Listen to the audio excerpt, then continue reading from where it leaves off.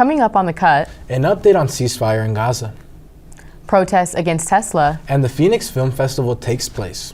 All this and more coming on The Cut. The Cut starts now.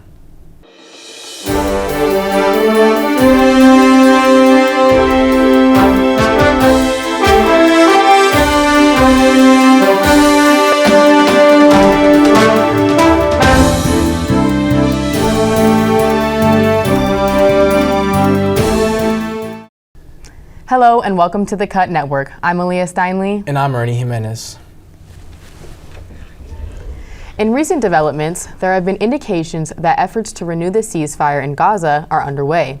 Hamas announced it had accepted a proposal from Egyptian and Qatari mediators for a new truce, which would include the release of some hostages. However, details surrounding the proposal remain scarce. Israel confirmed it had received the same proposal and sent a counterproposal. Israel's response was made in coordination with the United States, which has been involved in the ongoing diplomatic efforts. Despite the apparent movement, both sides remain at odds over key issues such as the future of Gaza and the release of hostages. Israel demands the release of 10 living hostages, while Hamas insists on the complete withdrawal of Israeli forces and the continuation of their weapons resistance. The ongoing conflict has led to the deaths of more than 50,000 people in Gaza, and the war continues despite these renewed diplomatic efforts. As discussions move forward, the main sticking points persist, with both sides holding firm to their positions. Selena's killer denied parole on the 30th anniversary of her death. 3 decades after her murder, Tejano music legend Selena Quintanilla Perez is still beloved by fans around the world. And this year, the anniversary of her death comes with news that her killer, Yolanda Saldívar, has been denied parole. Saldívar, now 64, is serving a life sentence for shooting and killing Selena in a motel room in Corpus Christi, Texas, back in 1995. Her case was reviewed by a 3-member panel which ruled that she poses a continuing threat to public safety. The Quintanilla family and Chris Perez, Selena's husband, issued a statement on social media saying, quote, "Today we are grateful that the Texas Board of Pardons and Paroles has chosen to deny parole for Yolanda Saldívar. While nothing can bring Selena back, this decision reaffirms that justice continues to stand for the beautiful life that was taken from us and from millions of fans around the world far too soon," end quote. Saldívar first entered Selena's life as a fan, later becoming her fan club president and later manager of her clothing stores. But on March 31st, 1995, after being confronted about embezzlement, she shot Selena during a meeting at a motel. Selena was just 23 years old with her first English language album set to release later that year.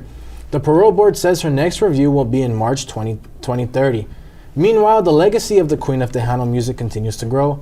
Earlier this year, a documentary about her life, Selena y los Niños, premiered at the Sundance and South by Southwest Films festivals, winning praise for its archival storytelling. Fans and family say they remain focused on remembering Selena's life, not her death, and that her story still inspires new generations. The Jonas Brothers celebrate their 20th anniversary with a surprise. More with The Cut story, Cut reporter Celeste Rivas. Thank you, Aaliyah. The Jonas Brothers shared several new projects with the Walt Disney Company at JonasCon Sunday night. The Jonas Brothers celebrated their 20th anniversary with JonasCon in the American Dream Mall in New Jersey, where they invited several musicians and actors from their 20-year career. The brothers highlighted their collaboration with ESPN. ESPN will be soundtracking Sunday Night Baseball with the Jonas Brothers' new unreleased song, I Can't Liz. ESPN's Associate Director of Sports Marketing, Caroline Tilton, said, quote, ESPN likes to bring out the brightest stars and never-before-heard music for its campaigns. And that's evident with our new opening day and season-long anthem, end quote. Along with this news, both Disney Parks and the brothers announced their new project with Disneyland Resort's 70th anniversary.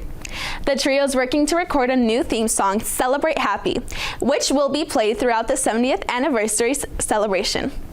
In addition, Christmas came early this year, with the brothers announcing they will be starring in a new Christmas movie called A Very Jonas Christmas on Disney Plus this 2025 holiday season. As if that wasn't enough to make all the Jonas Brothers fans go crazy, the trio ended it with the cherry on top. They will be going on tour to honor their 20th anniversary as a band from August to November 2025. It will be called Jonas 20, Living the Dream. The brothers are staying busy this year, and fans were burning up at the American Dream Mall as they were listening to all these announcements back to back. For the Cut Network, I'm Celeste Rivas. Thank you, Celeste. I'll be sure to tune in. Hundreds of Tesla takedown protests are taking place across the United States, Canada, and Europe, with demonstrators ramping up opposition to Elon Musk's actions related to government spending cuts and workforce reductions. The movement, aiming for 500 protests globally, has called for people to sell their Tesla vehicles and shares in protest of Musk's leadership. In Washington, D.C., a Tesla takedown dance party took place outside a Tesla showroom where protesters rallied against Musk's controversial role with the government. Many expressed concerns about the negative impact of federal budget cuts on critical programs and research, such as healthcare and education. Protests also coincide with rising acts of vandalism targeting Tesla vehicles, including a recent arson incident at a Tesla facility in Las Vegas. While the protests are intended to remain nonviolent, they continue to escalate in the face of these ongoing tensions. The FBI has launched a task force to investigate acts of vandalism and violence against Tesla properties, including incidents of arson and gunfire.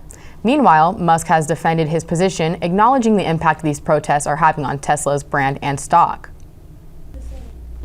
Cover reporter Angel Garcia takes us nearby to the Phoenix Film Festival. Angel? Thank you, Ernie.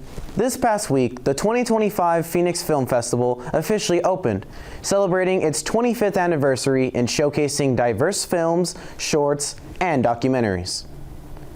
Located at the Harkins Scottsdale 101, this festival has been thriving since 2001.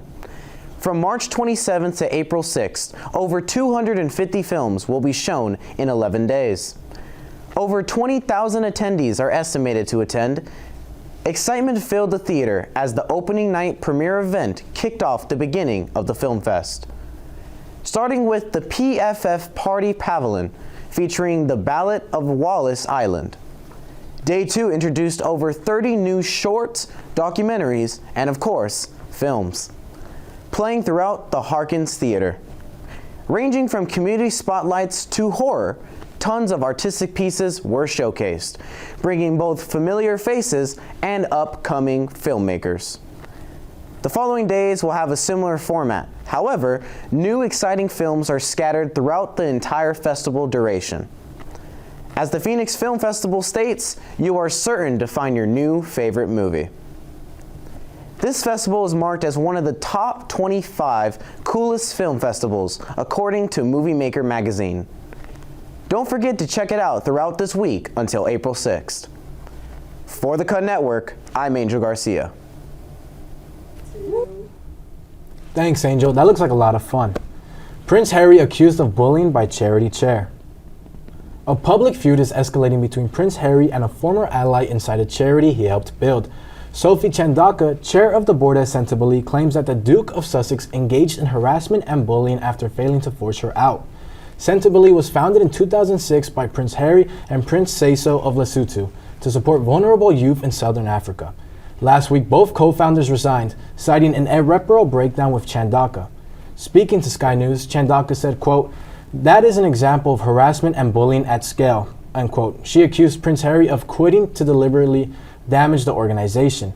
The dispute spilled into the public sphere after a video from a Miami fundraiser last year showed Meghan Markle asking Chandaka to switch places on stage. Chandaka said Prince Harry later asked her to make a public statement supporting Meghan, a request she refused. She said, quote, "Not because I didn't care about the Duchess, but because we cannot be an extension of the Sussexes," end quote.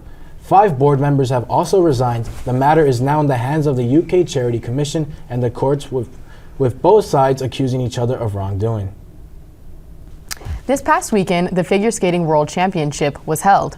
Here with more on the story is Cut reporter Brayla Burkhalter. Brayla? The ISU World Figure Skating Championships returned to Boston this last week with record-breaking wins and standout performances.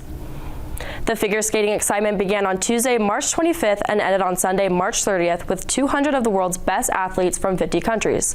The figure skaters performed in 4 divisions, including individual men and women, pairs, and ice dance. 19-year-old Alyssa Liu made history as she became the first American women's figure skater champion in nearly 2 decades. Liu defeated 3-time champion Kaori Sakamoto with her remarkable free skate on Friday. Sakamoto received a silver medal with a score of 217.98, just a few points below Liu's score of 222.97. Liu quickly became a notable figure skater in 2019 when she was just 13. She qualified for the Olympics, finishing 6th in Beijing in 2022. However, she stepped away when ice skating felt less fun and more like a job.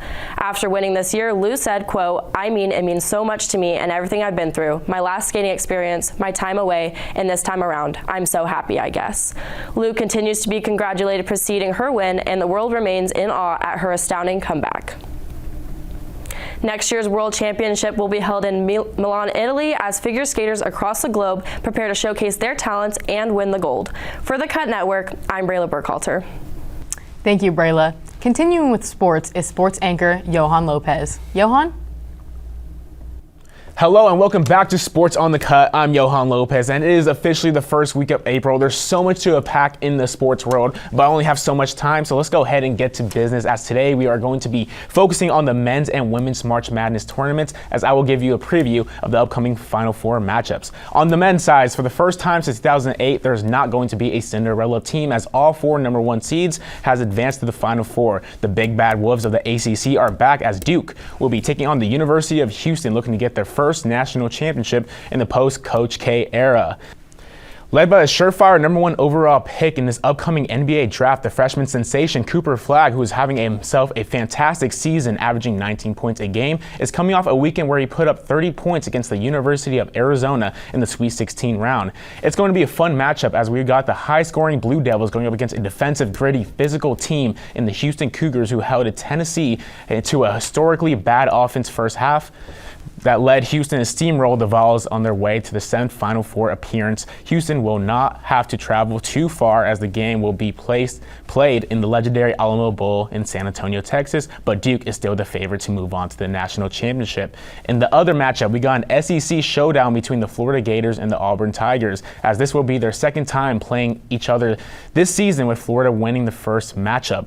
Although there is no Cinderella team this year, Florida can be labeled as the team of destiny, as they knocked off the 2-time defending champs in UConn. They were down 9 points with 3:14 left in the second quarter against Texas Tech. Senior guard Walter Killeen Jr., brilliant 30-point performance, anchored the Gators to storm back and defeat the Red Raiders in a heartbreaking fashion. If Auburn plans to winning their first national championship in their basketball program, they'll look to limit Killeen Jr., as Vegas has this being a tight one, with Florida being favored by 2.5 points. Now to the women's side of the tournament, the UConn Huskies are back in the Final Four, taking on the UCLA Bruins. This will be UConn's 16th appearance in the last 17 years, but have not won a championship in 9 seasons.